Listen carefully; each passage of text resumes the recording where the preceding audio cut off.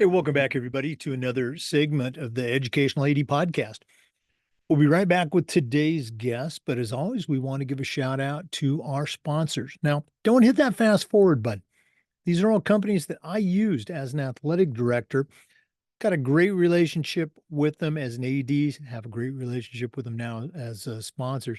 You should have a relationship with them too. So take the next couple of minutes, listen to our sponsorship shout outs, then listen to our interview, and then go and visit these sponsors. I'm telling you, you're going to be very glad you did. We want to say thanks to our good friends at Huddle for their support. As a football coach, I used Huddle for years, but when I became an athletic director, I made sure our school was a Huddle school, and our coaches just loved the tools that Huddle provided.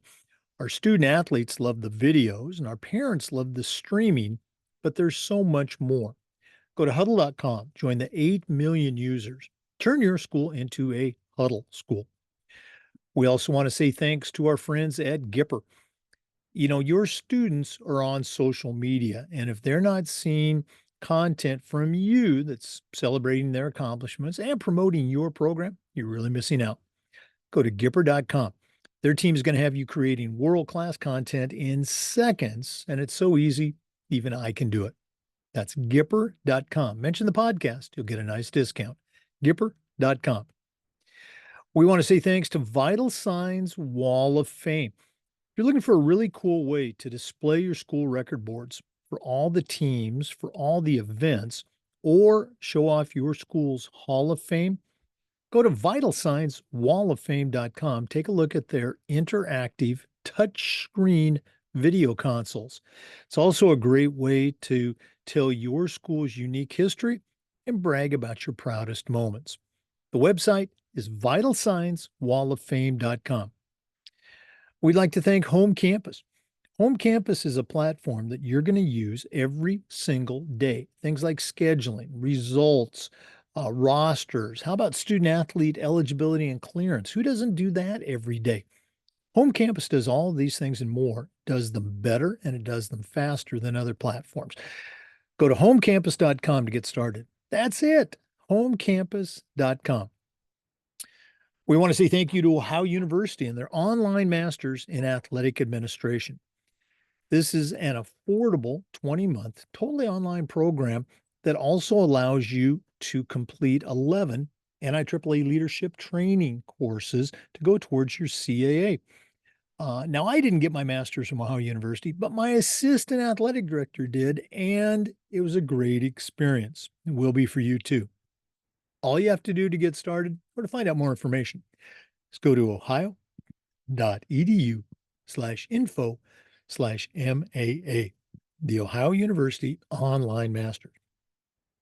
We'd like to thank Sideline Interactive, indoor score tables and video boards. Go to sidelineinteractive.com.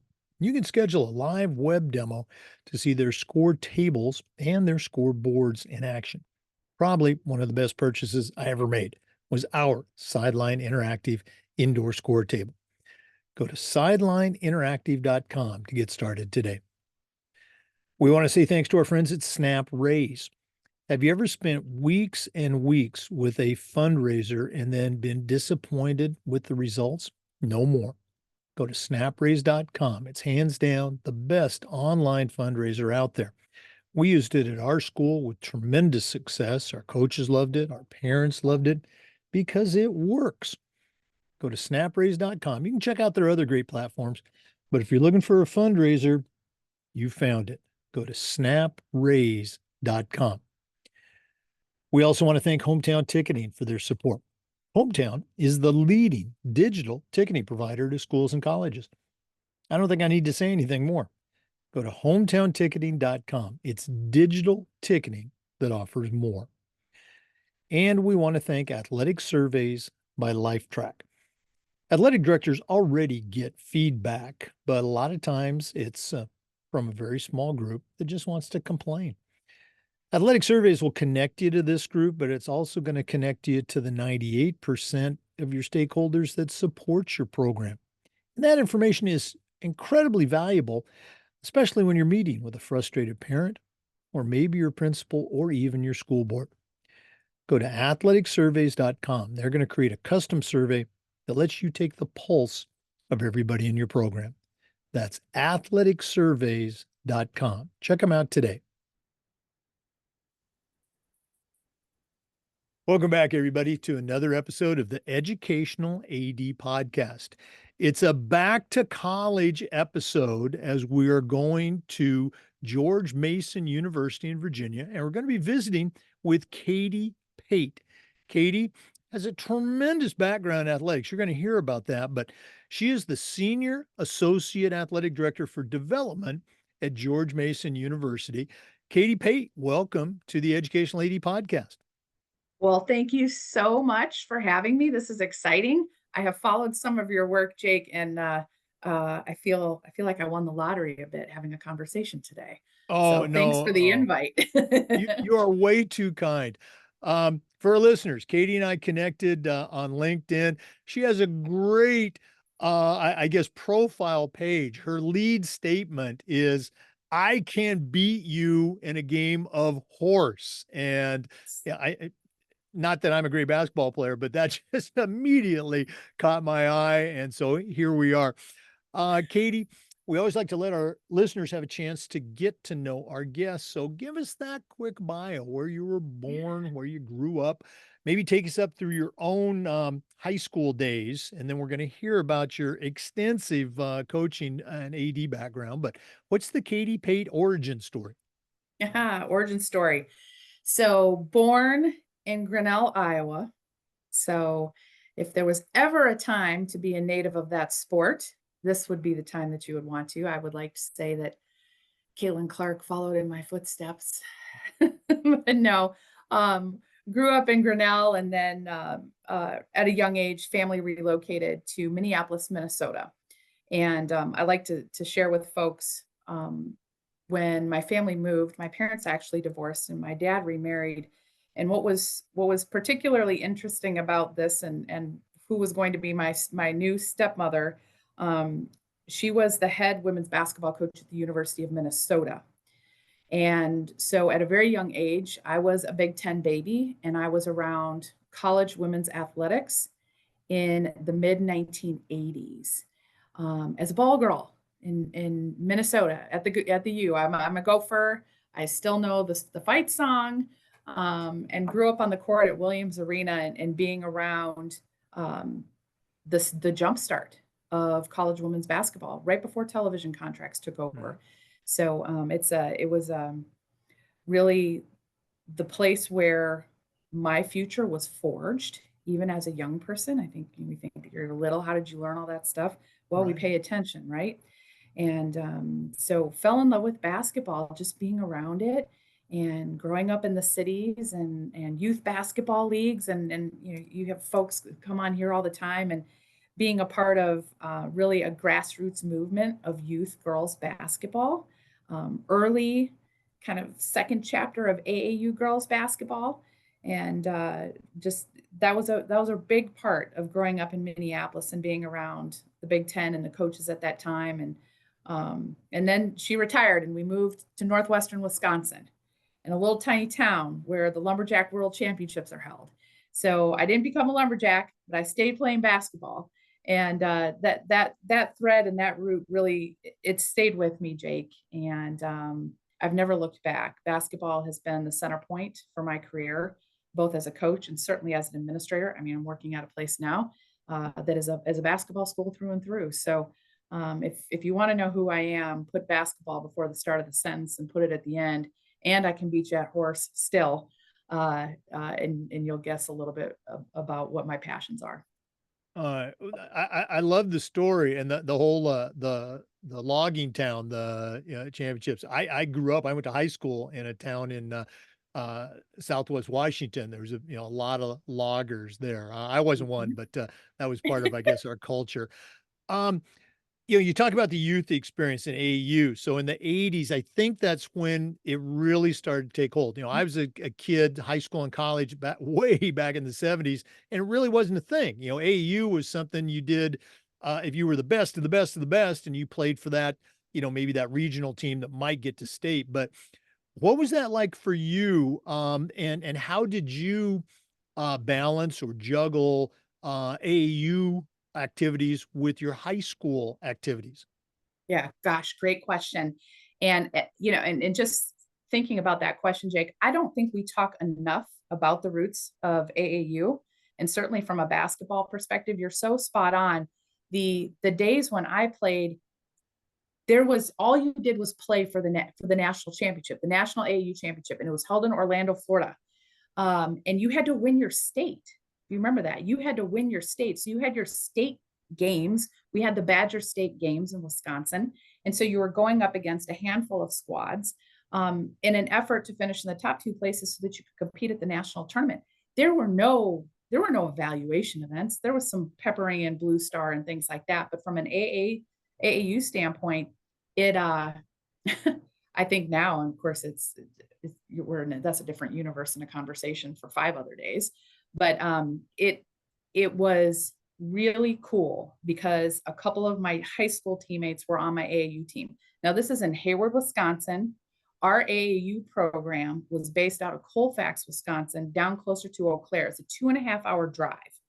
And so our commitment in trying to balance school, summer basketball, all those different types of things with our high school team, it was made a little easier because some of my teammates and in my class, all of us went on to play college basketball. But it was an organized festivity that I can tell you was not rooted with our parents being able to provide transportation. It is nothing like it is now. No parent, they didn't go to tournaments. Everybody had work. So it looked very, very different. And the responsibility that we had as the athlete was one of, if you want to do this, you're going to sell a trillion candy bars. Okay. I've never sold so many candy bars in my entire life to try to subsidize my AAU experience. So, some of the most wonderful memories I have were kind of being on the fringe of AAU basketball, just exploding, but it was a beautiful blend between high school and AAU.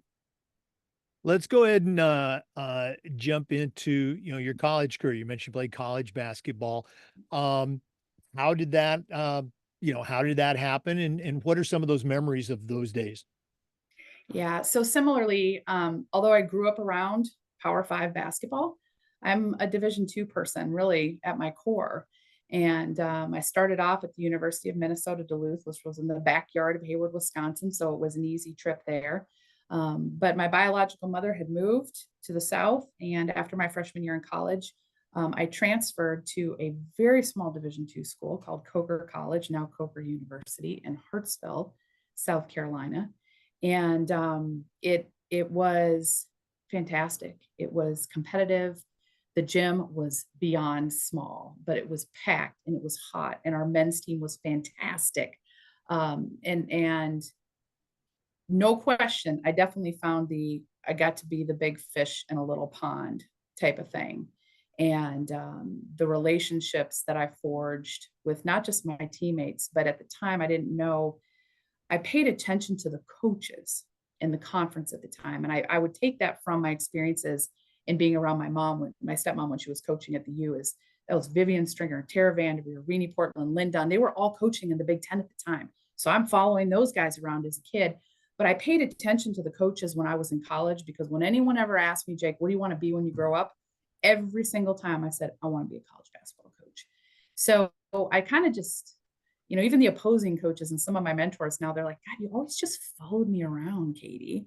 And it was just trying to glean experience. So between finding great success on the basketball court, I was also seeking, I guess, what I would characterize is the early form of my passion for networking, and building a cohort of people and a circle of people in my life that really move the needle personally and professionally for me.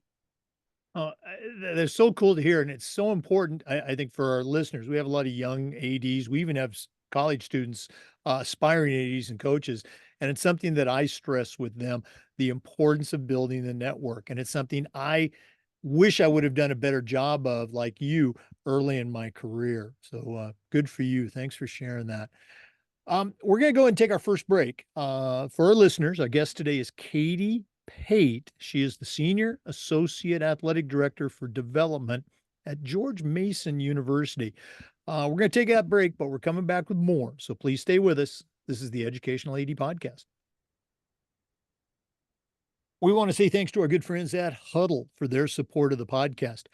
As a football coach, I used Huddle for years, but when I became an athletic director, I made sure that our school was a Huddle school, and our coaches just loved the tools that Huddle provided. Of course, our kids love the videos and our parents love the streaming, but there's so much more. Go to huddle.com, join the 8 million users, and turn your school into a Huddle school. We also want to say thank you to Gipper. Your student athletes and a lot of their parents are on social media. And if they're not seeing content from you that promotes their victories, their activities, along with promoting your program, you're really missing out on a great opportunity. Go to Gipper.com. Their team is going to have you creating world-class marketing content in seconds. And it's so easy, even I can do it. Go to Gipper.com. Mention the podcast, you'll get a nice discount. That's Gipper.com.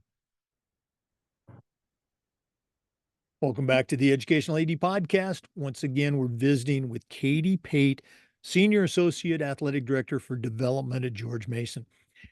Katie, you took us up through your college experience and you mentioned the small gym, whether it's college or high school, those small gyms that are packed. I mean, you can't beat that experience. I love it. You had quite an impressive career as a college coach. Can you share with our listeners a little bit of how that journey developed and where it took you? So I would attach impressive to being older, as I was in the business for a while. But, as we talked earlier, Jake, I guess being around the sport and being around coaching, it was a young, impressionable person, and I fell in love with it. And so I knew that that's what I wanted to do. I attempted to get a degree.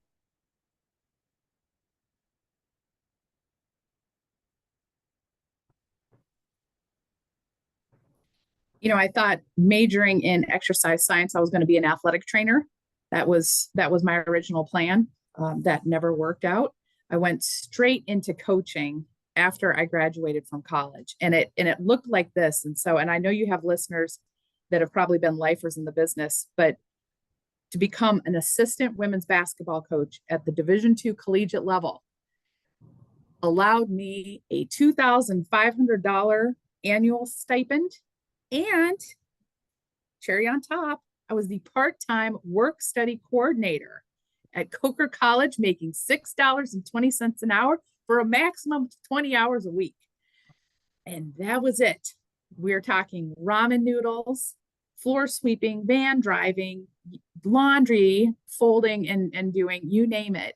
As so many of us know who've been in the business, it is that I am willing to do whatever it takes to get in the game. And inside of that, with a commitment to professional development through the Women's Basketball Coaches Association. So I immediately became a member of the WBCA and immediately tried to figure out ways on how I could make my way to the conventions. And it would be all night driving trips and sharing rooms with 6 people, you name it. I did it. It grew, right? And so did my love for teaching the game and building the passion for personal development of young women through the sport of basketball. The thing that I actually ended up loving the most, Jake, was where did the player go after I was done with her? What did she become? What did she create? And that pathway as an assistant coach, and then certainly moving into the head coaching chair back at my alma mater, I was a very young, not very intelligent 26-year-old head coach when I returned to Coker.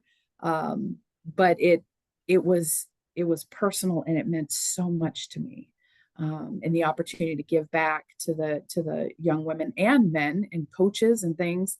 It was captivating for a really, really long time. And as with anything, you get older, you learn more, and you climb the ladder, and you move jobs, and family happens, and you get married, and it really became for me just a professional journey of working with college women's basketball players, coaches, administrators, community, citizens, fans, supporters, it was so much more than just the team I coached. And it's where I realized if you ain't a CEO, you're not going to love that chair, because the last thing you're going to get to do right now is coach basketball. The last thing you're going to get to do is to draw plays on that board. The first thing that you're going to have to do is know how to run a business. And the longer I stayed in it, and of course the evolution of our industry in the sport of college women's basketball, the more I could see business was the cornerstone for all of this. And in order for me to stay flexible and connected in the business, I needed to get good at business, and I needed to do it fast, and I needed to build a network that could help me do that. So, great games, great wins, we all have our signature moments. But in the end, it's like literally today, I have this is so typical. This is perfect for the podcast today. I get a text message from a former player, Jordan Hyatt. She played for me at Lenoir-Rhyne University in Hickory, North Carolina. This is what she says. And I'm going to tell you this so that she knows I quoted her. She said, "Why is the job search the most brutal thing I've ever been through? It's worse than running 22 Marylands the first day of preseason." And when she was running those sprints during preseason, she thought that was the hardest thing she was going to ever have to go through. And she's a new mom, and she and her husband's a football coach. And, life is life, but learning lessons through life and coaching women's basketball was, it's one of the greatest gifts I've ever received. Yeah, I have to ask, I saw that you were a coach at Lenoir-Rhyne. Does the name Danielle Bongiorno Clay mean anything to you? Because she was, I think, quite a player at Lenoir-Rhyne. Yeah, the Danielle, that's such a small world. Multi-year captain, probably top 2 finest leaders I've ever had the opportunity to coach. Every time I hear her name, Bongiorno, we had this incredible public address announcer, Jake, that when she would hit a 3, he would say, it's not delivery DiGiorno, it's Bongiorno. And no, she's extraordinary. You may have crossed paths on the ticketing side with Hometown Ticketing. She's doing a fantastic job there, but arguably one of the most special players I've ever had the opportunity to coach. Oh, wow. That is so cool. What a small world. Okay. You started this segment off. You talked about the incredible stipend that you got and the $6 an hour. I can still remember, I started teaching right out of college. I became a college coach later on, but I still remember that contract in 1980. I was teaching 6 out of 7 classes. It was at a middle school. So I was coaching 4 seasons, all 4 seasons. And my contract was like $9,200. And I was going, they're paying me to do this. I can't believe it. I was the happiest guy in the world. Now, for you, the grind of that, entry-level college coach is very much a grind. But I think, like me, you're a lifer, you knew this was something you wanted to do. Was there ever a moment during those early years, those grinding years, that you go, I don't know if this is for me? Or was it just, hey, we're going to get through this? Yeah, no, not a single moment went by. And I kind of joke and laugh about it even now. I've spent my entire career in college athletics, and let me tell you, college athletics today, which we'll talk about here probably in just a minute, it didn't look like this when I got in it. And there's a whole lot more money now. I mean, I'm past the stipend days, but I couldn't have invented something else to do. It's all I ever wanted to do. And lifer is accurate. Now the coaching life is different. And I think, right, as the time went by and as many of us go through, the basketball, college athletics in general, it's always going to take. It's going to take from us. And as every AD you've probably interviewed, I mean, it will take and take and take until it can't take anymore. This is not a business for the faint of heart by any stretch of the imagination. I tell young people all the time now, dip your toe in the water. Don't leave before the miracle happens. Try this, but you'll have a decision to make, because this business will eat you up and they'll spit you out. So you got to be ready for what's coming. So but that doesn't mean that you can't go in different directions inside of college athletics, which is what I ended up doing. Oh, no, absolutely. And we're going to get to that in our next segment. For our listeners, once again, our guest today is Katie Pate, longtime college coach, longtime college AD, currently at George Mason. Let's take that break, but we're coming back with some more. So please stay with us. This is the Educational AD Podcast. We want to say thank you to our good friends at Vital Signs Wall of Fame. If you're looking for a really cool way to display your school record boards for all the teams, for all the events, or show off your school's Hall of Fame, go to Vital Signs Wall of Fame and take a look at their interactive touch screen. That's right, touch screen video consoles. It's also a great way to share your school's unique history and brag about your proudest moments. The website is vitalsignswalloffame.com. Check them out today. We also want to thank our good friends at Hometown Ticketing. Hometown is the leading digital ticketing provider to schools and colleges. I don't think I need to say anything more, but I'm going to. If you go to hometownticketing.com, their team, including the great Danielle Bonjour-Clay, will show you how to set up and sell tickets online, not just for athletic events, but for things like school plays and concerts, school dances, even graduation. And here's the best part. Every school gets assigned a dedicated client success manager that's going to provide you hands-on support every step of the way. That's every step of the way. Go to hometownticketing.com for more information. It's digital ticketing that offers more. And we want to thank Home Campus. Home Campus is a platform that you will use every single day. Things like scheduling, uploading scores, rosters, communication. How about student athlete eligibility and clearance? Who doesn't work on that every day? Home Campus does all of these things and more, and it does it better and it does it faster than other platforms. To get started, just go to homecampus.com. That's it, homecampus.com. I'm telling you, you're going to be very glad you did. Welcome back, everybody, to the Educational AD Podcast. Katie, your coaching career was very impressive, but that took you to the next step in your journey, becoming an athletic administrator. If you can, share with our listeners how that happened and some of the stops that have now led you to your current job at George Mason. Sure. I think the longer we do anything in our professional pursuits and trying to find those moments and those opportunities to keep things fresh and new and energized is extremely important. And I think for me, navigating that long tenure, 20 years around that for coaching college basketball. Once I transitioned to Division I, some of the demands on time shifted a little bit. And I definitely noticed this when I moved on to be the associate head coach at Marshall University. Loved the Herd, loved my time in Huntington, West Virginia. Incredible community. At that time, they were in Conference USA, and I remember one morning I had to leave my apartment at about 4:30 in the morning for us to catch our flight for a conference game at UTEP. So Huntington, West Virginia to El Paso, Texas. And I remember thinking to myself, what am I doing? As it's a weekday trip and we're going from Huntington down to El Paso. And I noticed things were getting harder for me to kind of stay energized during practice and that desire to want to teach the skill of basketball. And then I switched and pivoted down to Georgia State University, Atlanta, worked for one of my dearest friends, head coach Gene Hill, who's still there now, unbelievable leader.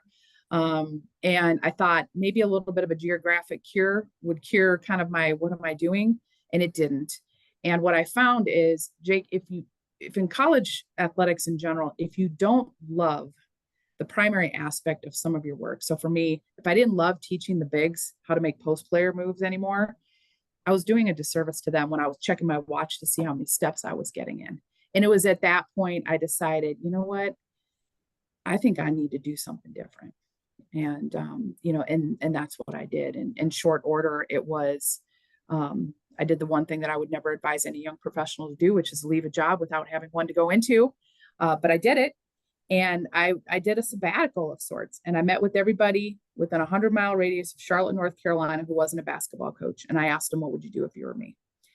And sure as fire, I get a phone call from Griff Aldrich, the head men's basketball coach at Longwood University in Farmville, Virginia, who was college roommates at Hampton-Sydney with Ryan Odom, who is now the current head coach at Virginia Commonwealth.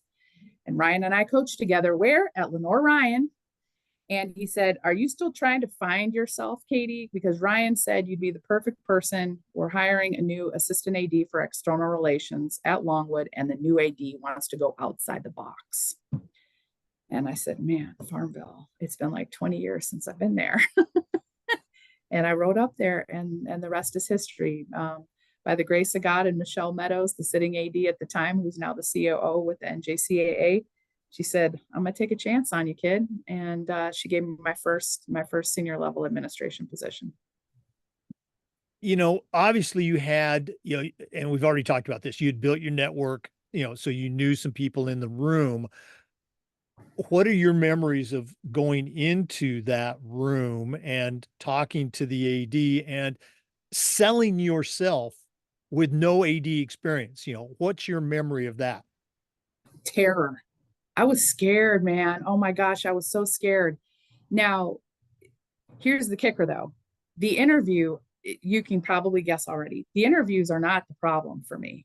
It's recruiting. I've been doing recruiting for over 20 years. It's like taking candy from a baby. Like, tell me that I can't get a job, and I'm going to just, I'm going to try to do everything you can during the interview process and execute a scouting report for everybody that I'm going to meet with. But it was the first day on the job. It was like the first day of school. I thought, oh my Lord. And it didn't take long because I worked for a wonderful woman in Michelle.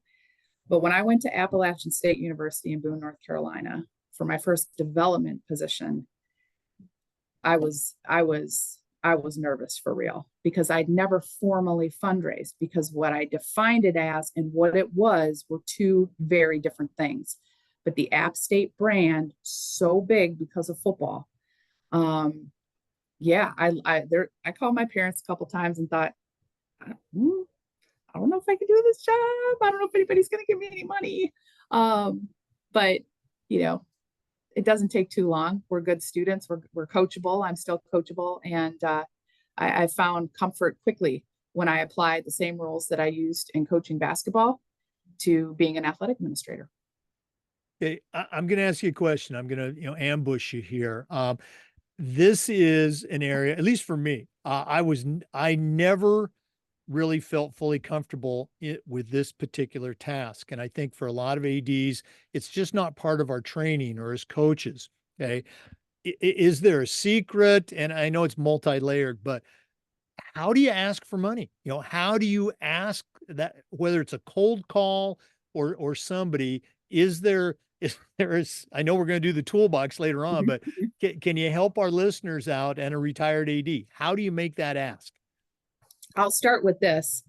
Unless there's somebody in your audience who falls into the classically trained variety, I don't know. I see an Ohio University thing on your wall, and I'm just dying because, like, I have guys that went through the OU program, and it's the green cult, and I want to be in the green cult, because those guys are classically trained. Like, that master's program is the real deal. I say that to say is, first of all, recognize you don't have to be classically trained in order to fundraise. The second thing is that it's not about, my first fear was, oh my gosh, how am I going to ask somebody for money?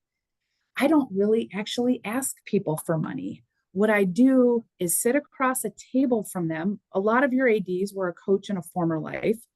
It is recruiting. It is working with your boosters. It's sitting across the table from somebody. Instead of convincing your son or daughter to come play basketball for me, we're just sitting across the same table. And I'm like, Jake, what do you love, man? Like, where are you, like, where's your passion? And then I start to put together the pieces to a puzzle of creating a buffet. It's like Old Country Buffet. I don't even know if this exists anymore. Yeah. Of Jake has just shared these things with me over a period of time. You cannot rush development. If you rush development, now you're sales, and that's transactional. Development and sales are not the same thing. And I think sometimes That's a good ADs point. misunderstand that. Development is people, sales is a transaction. And one's no better than the other. They're different processes, though. But listening and building a case for where's Jake in his life cycle? Where is he at in his capacity? Drilling down and answering those questions so that I have basically an arsenal of details, and then I can start to pair those details against what my needs are. Are there instances where I said this to the other day? We were picking a golf course for our golf tournament next year for our Patriot Club advisory group. And I said, I love how these, the first, the ninth, the 18th hole all finished in the same spot. I said, I can stand down there and say, if you give me $500, I'll take a stroke off your score. It's how we can build in charm and wit. And we get to do that in athletics. We are the only place that has collateral and deliverables that the College of Business, the College of Education, your arts department, your home ec department don't have. We have it. Nobody else does. Don't forget what you have to offer somebody in exchange for their commitment in giving a gift to your program or your athletics department. Boy, that's I think 3 chapters in the next toolbox book, and everything. And that's why you are going to be on our Wednesday Wisdom segment. Great stuff. Katie, we're going to do this at the end of the podcast, but if one of our listeners wanted to reach out and pick your brain, and listeners, you got a tremendous resource here, or they just want to build their network like we talked about, what's the best way they can get a hold of Katie Pate? Yeah, the 2 easiest ways would be on LinkedIn. So my LinkedIn profile is Katie Pate. Obviously, you're going to tag me in social. All you got to do is follow the post and I'll be in there. I use Twitter constantly, or X for professional development. Is probably the most important place that you can contact me. Follow me, DM me. We can set up a discovery call. We'll jump on the phone, jump on a Zoom. It's way easier for me to share ideas and exchange information over the phone or over Zoom than it is to send out a really long, boring email. So my preference is to connect to some faces and voices on the other line. All right. Well, again, we're going to give out that information at the end of the show. For listeners, obviously, Katie Pate's been our guest. If you haven't gotten enough, when we come back, she's going to share with us her first year, if you will, at George Mason as the Senior Associate Athletic Director of Development. So we got a lot more best practices coming. So please stay with us. This is the Educational AD Podcast. We'd like to say thank you to Sideline Interactive, indoor score tables and video boards. Go to sidelineinteractive.com and you can schedule a live web demo to see their score tables and their score boards in action. It's probably one of the best purchases I ever made as an athletic director. We use our Sideline Interactive indoor score table for home games, of course, but we also use it for pep rallies, for signing ceremonies. Their products are tremendously versatile and their customer service is just outstanding. Go to sidelineinteractive.com. Schedule that live web demo today. We also want to say thanks to the Ohio University Online Masters in Athletic Administration. This is an affordable 20-month, completely online program that also allows you to complete 11 NIAAA leadership training courses. Now, I didn't get my master's from Ohio University, but my assistant athletic director did, and it was a tremendous experience for him. To find out more, just go to ohio.edu/info/MAA, the Ohio University Online Masters in Athletic Administration. And we want to say thanks to Snap Raise. Have you ever spent weeks and weeks with a fundraiser and been disappointed in the return on investment? Those days are gone. Go to snapraise.com. It's hands down the best online fundraiser out there. We used it at our school with great success. Our coaches loved it. Our parents loved it, and it works. Go to snapraise.com. You can check out their other great platforms, but if you're looking for a fundraiser, you just found it. Go to snapraise.com. Welcome back once again to the Educational AD Podcast. Katie, it's just been so cool to hear about your journey, starting out as a kid, your college and high school playing days and your career, but you've just wrapped up pretty much your first year as the Senior Associate Athletic Director for Development at George Mason. How did that opportunity present itself, and what are your thoughts after, 1 year at George Mason? Yeah, so this was an interesting piece to the puzzle and one that I had been trying to get involved with. So as much as a student athlete, and we're trying to be recruited by college coaches to go play somewhere, I did not know as a college coach or even an early administrator about the talent acquisition business and search firms that were responsible for filling athletic director or coaching positions or commissioner positions. And so I've been really focused on building a network with some of the elite leadership in search firms across the country. So it was kind of like my little side hustle was how do I get in with like Turnkey and Parker Executive. Anyway, I saw a job posting last October for this particular role at George Mason University. I knew George Mason because we played guarantee games here when I was an administrator at Longwood. They paid us money to come here and get beat. I also knew that this program, the men's basketball program, made it to the Final Four in 2006 under Jim Larinaga, Right. because I remember where I was when they beat the University of North Carolina. And I thought, man, that's a cool job. Like it's a basketball school, right? And I'm at a football school, but I didn't have time, Jake, to even consider applying. So it was out of sight, out of mind, and we were in the middle of football season at Appalachian State. And I don't know, a month or so later, I get a call from Renaissance, which is the search firm that had this position. And Adam Gordon, never met the guy, former coach, former basketball coach. So we connected immediately and he said, hey, would you have an interest in this role? And I said, oh, you've got to be kidding me. I saw when that job was posted because a brand new athletics director, Marvin Lewis, who was at Brown and previously at Maryland and Georgia Tech, played for Paul Hewitt on the 2004 national championship team at Georgia Tech. So all the basketball things, I thought, maybe I should listen to this. Maybe I should get involved with a search firm. I've never done that before. This is new.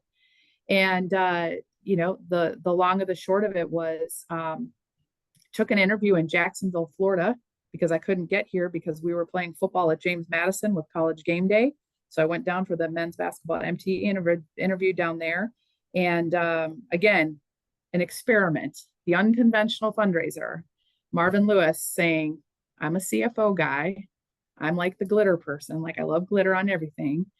Let's see what we can do here. But it is the ultimate rebuild, Jake, as far as I'm concerned. It is a blank canvas and in a space of college athletics that if you were ever going to be innovative, this would be the time you'd have to try to do it. And super excited to be working alongside a hot up and coming athletics director in the business who's willing to think outside the box a little bit. So it is, the last 6 months have surely been just an incredible assessment. It's one thing to raise the money. It's another thing to know how the sauce is made before you go out and ask for it. So I'm grateful to Marvin for the opportunity to kind of serve as his right hand in all annual major and capital giving discussions. We're going to get into the toolbox in our next segment. I'm excited to hear what you have to share. What are some things, and I know you've only been at George Mason, for the 1 year, but what are some things that you were immediately impressed with? Wow, I wish I would have done this at my previous school. And maybe what's something that, with your fresh eyes, you're thinking, hey, this is good, but we can even do it even better. I'd say to answer your first question, I work for a guy who's done nothing but plan his entire career. I mean, he is the infrastructure, business operations, administration guru. For me, first blush, holy cow, you really do amazing things when you have a strategic plan and you have deadlines and timelines and you put financial evidence behind your decision making and your strategies instead of having the decision making before you know how much it costs. There's a lot of things that I want to do. I'm so much more on the adjectives and the marketing brain side of things than I am ever. I'm terrible at math, horrible. I work for a math guy and I work for a math person in Michelle Meadows at Longwood. And my first couple months here again was just a lecture in financial evidence and strategic planning is the only way for us to do this and to do it right if we only have one shot. We're not going to shoot from the hip. We're not going to fly by the seat of our pants. And when I asked him on my interview, Jake, the first question I asked him, I said, what are my numbers? Like, how much I got to raise? Like, what's my metrics? What's my scoreboard? That's my scoreboard. And he said, you may not raise a single dollar until the month of August because I need you to help me figure out how we're going to do that. And the complete elimination of one, I got to meet metrics, but the alleviation of what is this guy? Who am I going to be working for him to say, we're going to have a plan before you do anything and you're going to help me build it. It was such a great impression. On the backside, what can we bring? I'm obsessed with client service. If you're not careful in development, if you have attrition in your staff or you have things that fall through the cracks, the very people that are affected are the donors that you need. And we've got some bridge rebuilds. We've got some rebuilding to do. And so I think that that's an area, again, because of recruiting. My whole life is one official visit. That's all this is. If you tell me the name of your dog and that it was rescued at a hurricane, I'm going to send you like a puppy. I'm going to send a note to your dog. It's just listening and paying attention to what our donors need and what they want. We have a space to recover in there. And so we're getting to the clear basics of great customer service. As you look to the future, I mean, it's July right now. And for our listeners, we're recording this on July 24th. So you're going to be hearing it very timely. What's coming up in 30 days, 90 days, what's something you can share with our listeners from your planning perspective? Yep. So filling out my team is number one. So the opportunity to hire people is really has been priority number one. I just hired a new director of athletics annual fund. So he's oversees our booster club, which is the Patriot Club. That is an ambitious rebrand. We just went through a rebrand as a university 3 months ago. So you've got all these kind of new deliverables and conversations. And so the next 30 days is going to be an exhaustive communications plan with our annual fund donors. Marvin Lewis, our athletics director, will launch in the next 2 months our strategic plan. We went with Collegiate Sports Associates, tremendous consulting firm, to build out the new strategic plan under his watch and through his lens and through our constituents' lens. That's exciting. 90 days, Duke 7, let's see, December 17th, we play at Duke. That's our Super Bowl, and we got to be ready for when we win. So those are my key markers coming up in terms of signature moments. But December 17th, watch that game. You want to be a part of history when we beat them. We got to be ready when we win. I love it. Boy, you're making me want to dust off my resume, but you need some young blood, not me. Katie, this has just been so cool. I really mean that. Thanks so much for sharing. But we're not done yet. We always wrap things up with the athletic director's toolbox. Now, you certainly know your way around the world of athletics, but we're going to take our final break. Hear from Athletic Surveys, who sponsor this segment. When we come back, I'm going to challenge you to send out a brand new athletic director on their very first job, but I'm only going to let you put 3 items in the toolbox. So let's take that break. And when we return, we're going to see what Katie Pate puts into her new athletic director toolbox.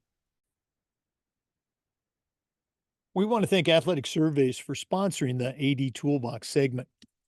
Athletic directors already get feedback, but a lot of times it's from a very small group that just wants to complain about everything. Now, Athletic Surveys will connect you to that group, but they're also going to connect you to the 98% of your stakeholders that support your program. And that information can be incredibly valuable, especially when you're visiting with a frustrated parent or student athlete, or maybe your principal or even your school board. Go to athleticsurveys.com. They're going to create a custom survey that lets you take the pulse of everybody in your program. That's Athletic Surveys. Let them help you take your athletic program from good to great. Well, it's that time of the podcast. We've been visiting today with a new friend of the show, Katie Pate. She's the Senior Associate Athletic Director for Development at George Mason University in Virginia. Has an incredible background as a college coach, as a college AD. But right now, I'm going to challenge her to send out a brand new athletic director on their very first job, but I'm only going to let her put three things in the toolbox. So, Katie, what three items are going to go into your new athletic director toolbox? Such a great question. I love this question. Okay, I don't know how people frame these, but this is how I did it. So, number one, you have to bring with you a set of great ears, very good ears, because the ability to be an incredible listener will go a long way. And in the spirit of new ADs, what I do know about being a great listener, and of course, we listen in development intently, is the first thing is people are going to want to complain. They're going to complain. And that's okay. That's okay. Just remember, as a brand new AD, the problems that they're complaining about, they ain't yours. They were somebody else's. But they need to know that you heard them. And by being a great listener and having a great set of ears, it also allows me a degree of discernment to see if Jake says this was a process that didn't work, or this thing happened with donors, or this happened with the officials. It also allows me to pick and choose and have discernment on things that I can fix in the short term that don't take a lot of time and they don't take a lot of money, but tell the person that told me the problem, I heard you. You need small successes in the beginning. And by doing a great job listening, my ability to solve a few small problems will go a long way in building trust and loyalty amongst constituents inside and outside the organization. Number two, got to have an empathetic heart. Not every challenge and problem hits my soul the same way it does somebody else. But just because it's not important to me doesn't mean that it's not important to the other person. I talk all the time about working with field hockey donors. I know nothing about field hockey. I knew nothing about field hockey at App State. It wasn't my job to convince the field hockey donor to love basketball. It was my job to learn about field hockey and why that person loved it. That's being empathetic and understanding what someone's going through and how I can be of service. The other part with that, and I think these two things go hand in hand, and this is only like a half of a tool, Jake. I do think new administrators, and regardless of age, find a great book on generational management. If you have no money, you're going to hire young coaches. And if you're an older person, if you're an administrator like me, I'm going to turn 50 next year. I better know how to manage a 22 or 23-year-old. Well, I don't know how to do that really well. So I'm going to have to be a student, and I'm going to have to learn about being an empathetic leader while managing generationally. Last, perhaps most important tool, I titled this Island Life.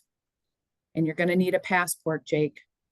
If you're sitting in the athletics director chair or you are sitting in a head coaching chair, there is nobody on that island except for you. Nobody. Nobody can teach you. Nobody can tell you how to be prepared to be in the big chair. There are going to be things that you weren't prepared for that OU or any other school or any other colleague, mentor, advisor could not prepare you for. It can be an island very much, that there's times where an administrator or a head coach is going to feel very alone in their pursuits. Don't be afraid to travel. Don't be afraid to bring in people from your network. Don't be afraid to work with associates and remind them. I could tell Miles Charlie, my new director, and say, hey man, check on me every now and again, because I can put my head down and forget where I am. Like sometimes just ask me how I'm doing. Because when you're in that chair, there's nobody else above you. There's nobody else there. It's just you. And it can be really, really hard, especially when you're just getting in the business, is to remember to take care of you. You have to take care of you. I cannot transmit something that I do not have. And so an occasional travel in my mind, in my heart, to the people that are in my circle, I need that passport to just engage outside that island so that I'm at my best when I return to it.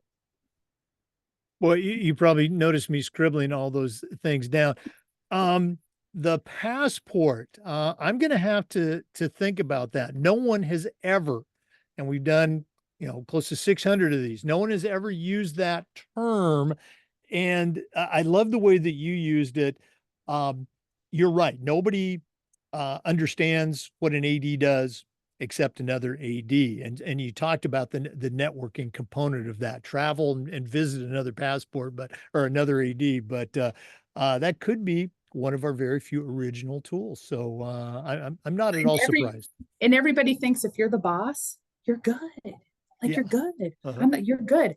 Uh, just a human being like the rest of us. We have bad days too. So you got to travel off that island every now and again. I love it. I just fantastic.